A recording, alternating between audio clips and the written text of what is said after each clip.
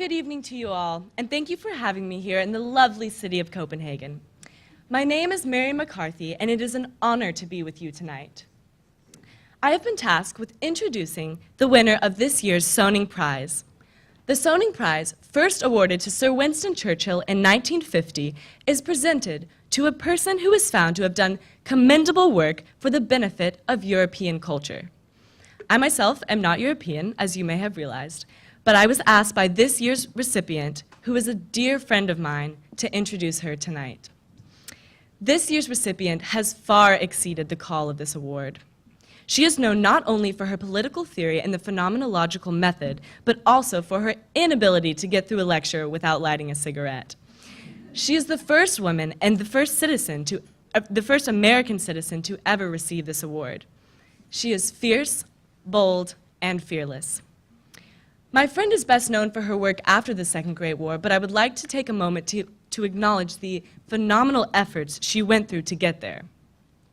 After being banned from teaching in a German school, she began to research and write about anti-Semitism in Germany. She was arrested and imprisoned by the Gestapo for this work.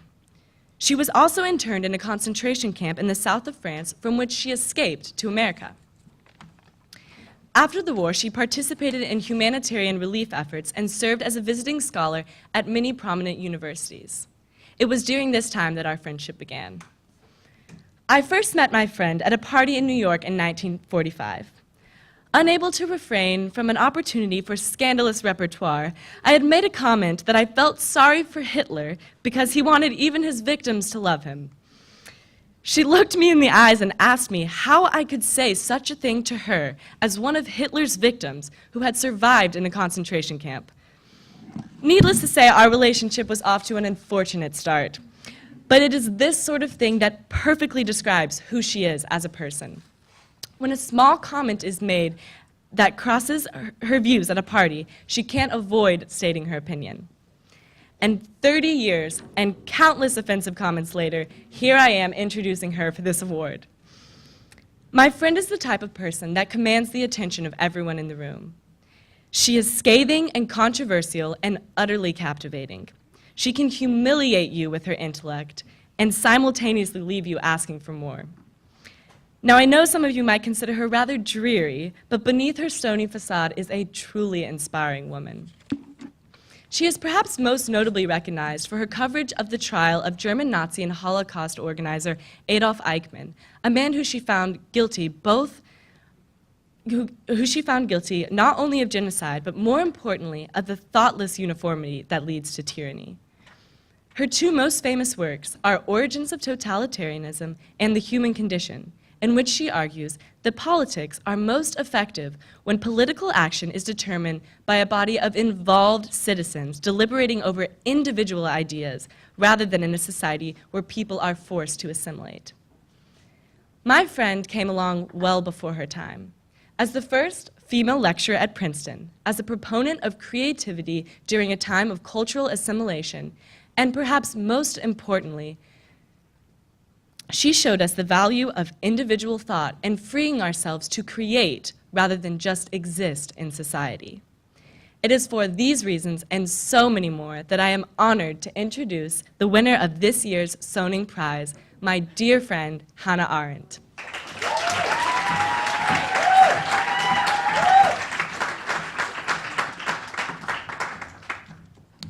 Thank you.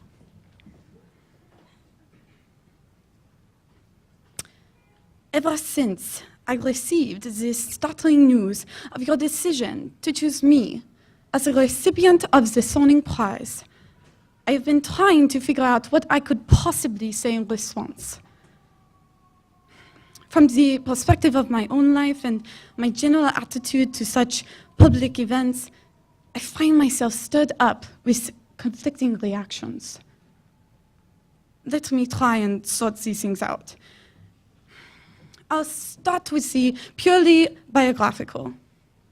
It is no small matter to be recognized for a contribution to European civilization for somebody who left Europe 35 years ago and then became a United States citizen entirely voluntarily because the Republic was a government of law and not of men. What I learned in these first crucial years between immigration and naturalization amounted roughly to a self-taught course in the political philosophy of the Founding Fathers. What convinced me was the factual existence of a body politic, utterly unlike the European nation-states with their homogeneous populations and their national sovereignty with its notion of raison d'etat. The rule of neither law nor men, but of anonymous offices or computers may turn out to be a greater threat to our freedom than past tyrannies have ever been. But these dangers of sheer bigness coupled with technocracy were not the agenda of day-to-day politics. What influenced me when I came to the United States was precisely the freedom of becoming a citizen without having to pay the price of assimilation.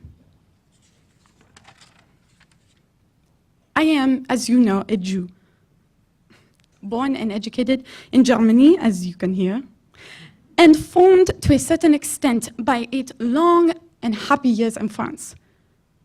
I don't know what I contributed to the European civilization, but I do admit that I clung throughout these years to this European background with great tenacity, occasionally amounting to slight stubbornness, since I lived among people who tried very hard to do just the opposite, to do their best to behave like true Americans living in a nation-state in which you must be a national to belong.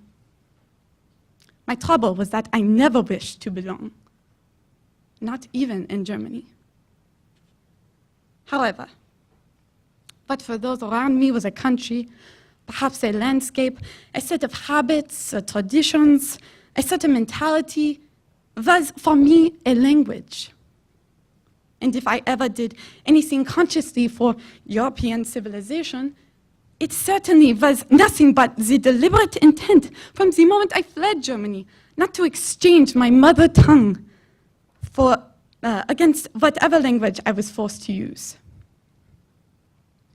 The second issue concerns the country to which I now owe this recognition. I've always been fascinated by the Danish people and their government, and they solved these highly explosive problems posed by the Nazis in Europe. I have often thought that this extraordinary story should be required reading in all courses of political science that deal with the relations between power and violence. The episode of your history offers an example of the great power potential inherent in non-violent action and in resistance to an opposing opponent possessing vastly superior means of violence. And since the most spectacular victory is the salvation of nearly all the Jews in the Danish territory, regardless of their origin, it seems only natural that these Jews, who are survivors of a catastrophe, should relate to this country in a very special way. There are 2 things which I found particularly impressive in this story. There's the first. The fact is that prior to the war, Denmark had treated its refugees by no means nicely. Like other nation states, it refused naturalization and permission to work. Despite the absence of anti-Semitism, Jews were not welcome, but the right to asylum was considered sacrosanct. For when the Nazis demanded first only the stateless persons for deportation, that is, German refugees whom they had deprived of their nationality, the Danes explained that because these refugees were no longer German citizens, the Nazis could not claim them without Danish assent. And second, while there are a few countries in Nazi-occupied Europe which succeeded in saving most of their Jews, I think the Danes were the only ones who dared to speak out on the subject to their masters. And the result was under the pressure of public opinion, and they're threatened neither by armed resistance nor guerrilla tactics. The German officials in the country changed their minds. They were overpowered by what they had most disdained, mere words, spoken freely and publicly. Let me now come to the other side of these considerations. The ceremony today is no doubt a public event, and the honor which you bestow upon a recipient expresses a public recognition of someone who is transformed into a public figure. In this respect, I'm afraid your choice is open to doubt. By personal inclination, I tend to shy away from the public realm. Since the trouble here obviously has something to do with me as a person, let me try another approach to the problem.